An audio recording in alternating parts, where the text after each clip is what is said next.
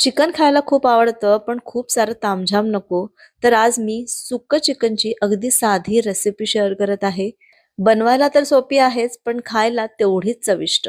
तर त्यासाठी एका कढईमध्ये 4 ते 5 टेबलस्पून तेल घेऊन त्यामध्ये 3 कांदे असे बारीक स्लाइस केलेले तळून घ्यायचे आहे. हे तळलेले कांदे आपण काढू आणि याला थंड करून मिक्सरमध्ये बारीक करून घ्यायचं आहे. त्यानंतर याच तेलामध्ये थोडेसे खडे मसाले घातले. एक मोठा कांदा बारीक चिरलेला तो यामध्ये घातला. 1 मिनिट परतवून झाल्यानंतर त्यामध्ये 1 टेबलस्पून आलं लसूण पेस्ट घालायचं आहे. हे चिकन बनवताना अजिबात वाटण वगैरे काहीच करायची गरज नाही. आलं लसूण पेस्ट छान परतवून घेतली. त्यानंतर यामध्ये सगळे सुके मसाले घातले. हळद, तिखट, धणे, जिरे पावडर, मीठ आणि 2 टेबलस्पून तूप यामध्ये घातलं. छान मिक्स केलं आणि हे सगळे मसाले पण छान भाजले गेलेले आहे.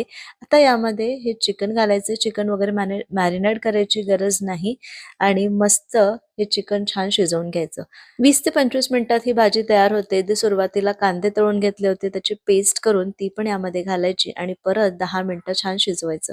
तर आपलं हे अगदी झटपट सुकं चिकन तयार आहे. या तळलेल्या कांद्यामुळे ग्रेव्हीला किंवा या सुकं चिकनला एक छान चव येते. थोडासा दाटसरपणा येतो. त्याच्यामुळे कुठलंच वाटण वगैरे करायची गरज नाहीये. बघितलं सुरुवातीपासून आतापर्यंत मी 20-25 मिनिटं हे छान शिजवून घेतलं. चिकन छान शिजलेलं आहे. वरून गरम मसाला घालायचा, कोथिंबीर घालायची आणि मस्त एन्जॉय करायचं. यासोबत मी तांदळाचे घावणे तयार केलेले आहे. याची रेसिपी नेक्स्ट व्हिडिओमध्ये बघूया. तोपर्यंत बाय.